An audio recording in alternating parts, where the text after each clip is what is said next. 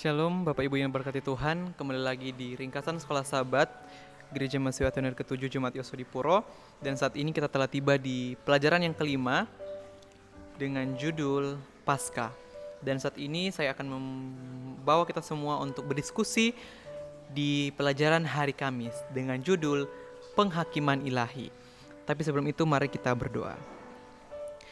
Bapa di sorga, kami meminta bantuan dari Roh Kudus-Mu sehingga kami boleh mengerti apa yang kami pelajari melalui pelajaran sekolah Sabat.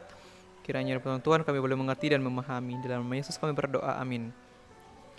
Penghakiman ilahi. Pembelajaran sekolah Sabat kita di hari Kamis ini kita akan membahas bagaimana Tuhan itu adalah Allah yang adil. Kita sudah melihat di pelajaran-pelajaran sebelumnya bagaimana Tuhan memberikan tula-tula kepada bangsa Mesir.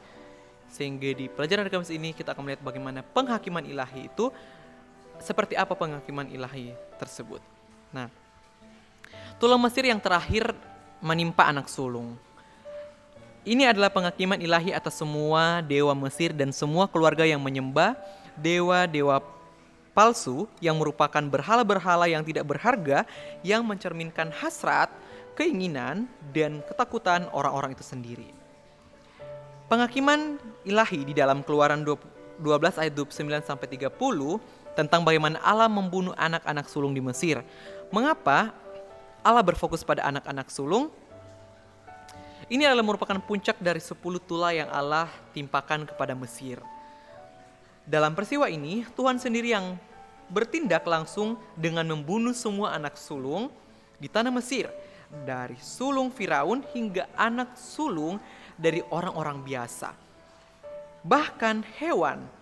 Tula ini menggambarkan bahwa penghakiman Allah bersifat adil, tegas, dan tidak dapat dielakkan bagi mereka yang menolak perintah dan otoritasnya. Bagaimana respon Firaun? Respon Firaun dan bangsa Mesir yang menangis dan berduka menunjukkan keseriusan akibat dari ketidaktaatan kepada Allah. Jadi, ketika mereka berduka atas apa yang terjadi, anak sulung mati dan kemudian semua orang yang ada di sekitar Firaun atau bangsa biasa itu, anak-anak sulung mereka pun binasa atau mati. Ini melambangkan keseriusan akibat dari ketidaktaatan kepada Allah.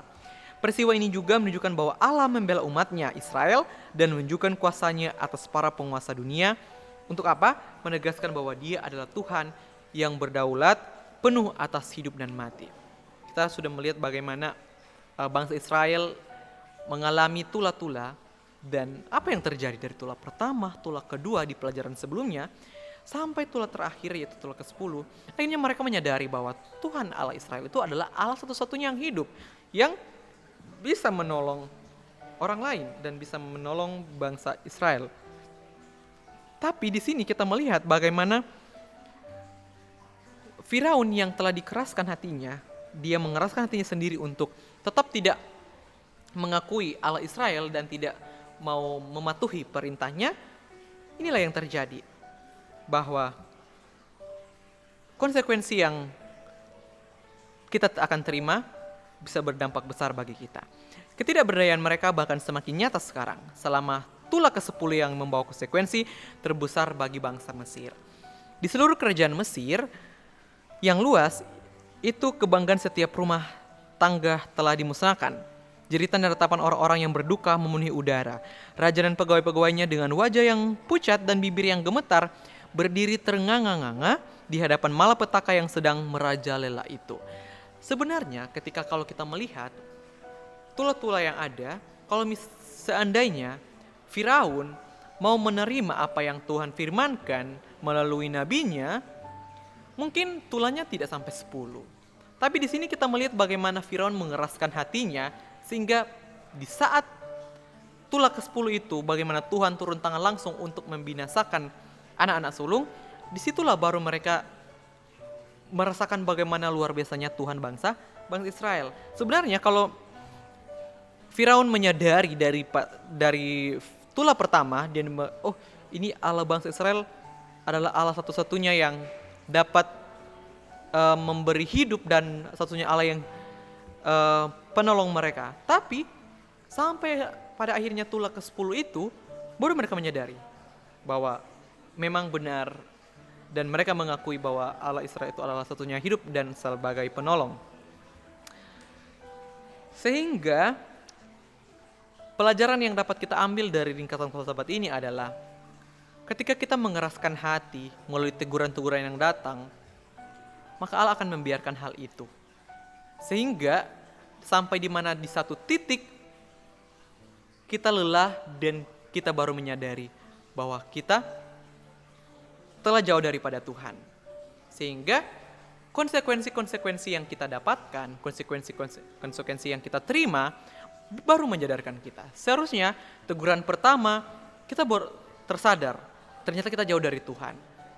Tapi Firaun nanti teguran yang ke-10 baru dia menyadari, ternyata Allah bangsa Israel adalah satu-satunya Allah yang hidup, bukan malahan dia mengandalkan dewa-dewa yang dia sembah, karena dewa-dewa yang dia sembah ini tidak bisa melakukan apa yang dia inginkan, bahkan tidak bisa melakukan apa-apa. Dan melalui pelajaran sekolah sahabat di hari Kamis ini sangat bisa kita ambil pelajaran bahwa ketika kita ditegur oleh Tuhan melalui firman-Nya 1-2 kali, ketika kita ditegur oleh Roh Kudus ketika kita melakukan suatu kesalahan, jangan kita mengeraskan hati. Akan ada saatnya di titik di mana kita ketika ditegur, Tuhan akan membiarkannya, dan di satu titik di mana kita baru membutuhkan Tuhan. Dan penderitaan karena dosa-dosa kita bisa mempengaruhi orang lain atau bisa berdampak kepada orang lain. Contohnya tadi kita sudah lihat bagaimana bukan saja anak sulung dari Firaun yang mati, tapi juga orang-orang di sekitaran Firaun. Orang-orang biasa pun yang anak sulung mereka meninggal, bahkan anak sulung dari hewan. Inilah adalah dampak konsekuensi dari perbuatan satu orang bisa berdampak kepada orang lain. Sehingga jangan kita menjadi kutuk bagi orang lain, tapi malahan kita menjadi berkat untuk orang lain. Kiranya melalui pelajaran hari Kamis tentang penghakiman ilahi bahwa Allah satu-satunya Allah yang adil, yang memberikan apa yang kita tabur dan kita tuai sesuai dengan apa yang kita tabur. Baiklah kita melihat dari sisi bagaimana penghakiman ilahi itu adalah penghakiman yang adil, karena Tuhan akan menghakimi dengan adil sesuai dengan apa yang kita telah tabur. Kiranya Tuhan memberkati kita semua. Amin.